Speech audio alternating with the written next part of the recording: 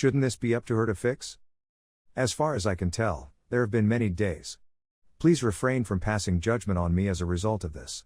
For the last 2 years, my wife, 29F, and I have been married.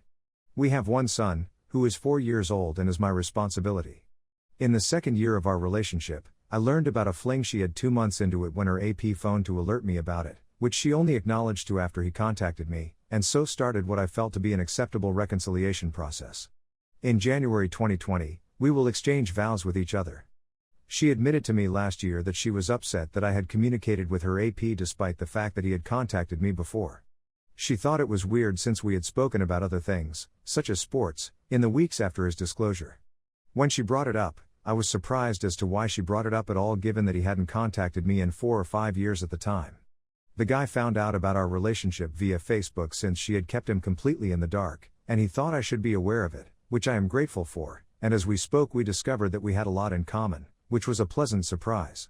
However, these conversations lasted just as long as it took me to have the confidence and evidence I needed to approach her. We were in no way friends. My nerves were on edge for a period of time after she came out and told me she was upset about it, so I started keeping an eye on her social media accounts. It was something I detested. Although I had decided that I did not want to be this guy, and I had convinced myself that I was over it, something made me feel strange about it, and I was correct. I then found 3 individuals with whom she was speaking who she had met on Tinder and with whom she had met on Tinder. What followed was her completely losing her cool with me for snooping, and she ended up breaking up with me, moving out for 4 months, February 2021 June 2021, and hardly seeing our kid, as I assume he was a hindrance on whatever man she was seeing next. I've called an attorney and taken care of everything else. She told me that she did not want a divorce, but rather a trial separation since she felt I was dominating her life. Because I thought I lacked self-esteem at the time, I saw this as the end of our relationship. I was slowly getting back on my feet, working hard for my child, and I had wiped her phone and all of that sort of information, preparing myself to be strong enough to call the lawyer again if it were necessary, I believe. A text message from an unknown number with just my name in it arrived in my inbox at the beginning of June. I don't pay attention to it and go on my way. I received a deluge of letters from people apologizing for her actions and decrying how disgustingly she had treated me. She said some very horrible things, as if the adultery wasn't bad enough, and she hadn't even bothered to see her child. I tried all I could not to break, but she called one day and I stupidly responded on loudspeaker, much to the delight of my child, who was ecstatic to hear her voice. After that, it took a few weeks for her to make her way back into my life. It has been a year since the last update, and it is now February.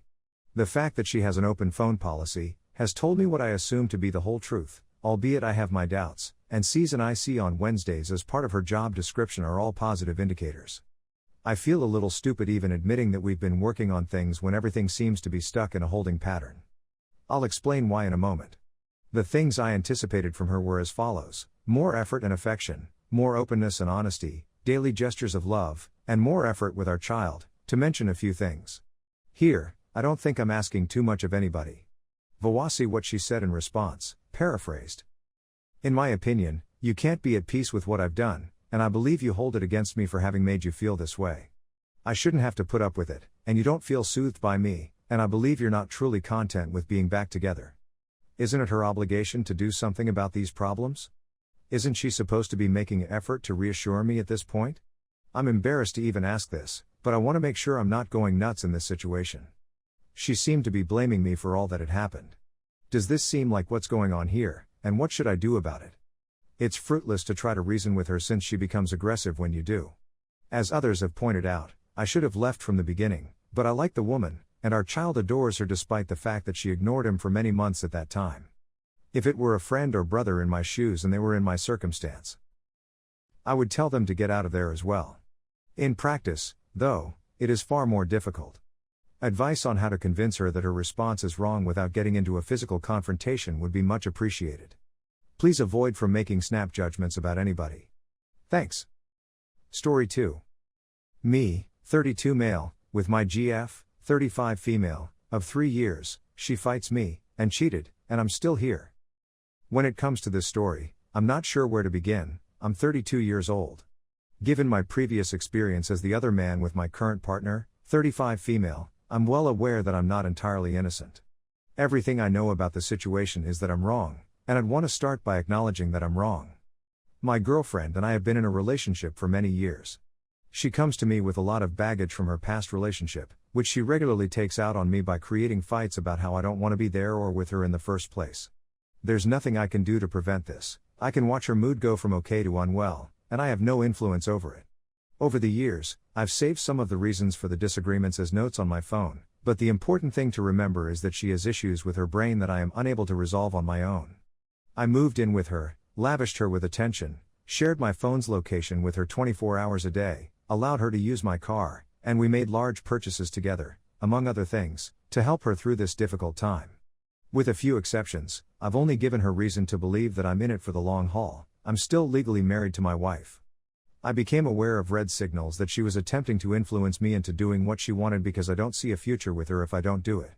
Consequently, in order to prevent myself from remarrying, I simply chose to stay separate. This annoys my girlfriend, but it's a line I drew on the board. I've previously sought to stop my relationship with her as a result of our arguments. I'm not the kind to get into arguments. I don't see why I should engage in a debate with her. I've pleaded with her to stop, to get counseling for whatever it is that is causing her to act like a nutcase. I don't tell her she's behaving like a nutcase, and so on and so forth. I really begged for change but received none, so I attempted 2 different breakups. She wept and promised to change, and I couldn't take the notion of making someone else sad, so I offered her a second and a third chance to redeem herself. 22nd of November, 2021. While I was at work, I saw her emailing another guy about sending him nudes, and so on. I moved out, we were broken up, but she kept calling until I spoke to her, and despite being wounded more than I could have imagined, I allowed her back in. Important, we also collaborate on a battleship that is deployed at sea for months at a time. I can't simply walk away from her life as I would have liked to when this all occurred, and that played a role in allowing her back in. I had to visit her every day. But here's the thing, I actually enjoy a lot of things about her. I appreciate working with her since we live together, have similar fitness objectives, share well, and so forth. I also have to work with her on a daily basis. But I can't do it any longer, both for my own sake and for hers. Since I moved out, I sleep at my house during the week and at her house on weekends.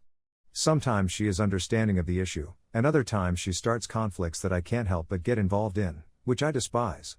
Obviously, it's not good for either of us, but she doesn't see it that way, and the only time I want to talk about it is when things are terrible. When it's nice, it's fun, despite my neurotic anxiety that she'll start writing /other guys in front of me again. So I'm at a loss about what to do. I'm not sure how to bring this up with her. I'm at a loss for words as to how to persuade her of the dangers this poses to both of us. We'll ultimately be on different ships, and the closer we get to that point, the more furious she'll be with me for not seeing a future with her, which, unfortunately, has prompted me to not see a future with her.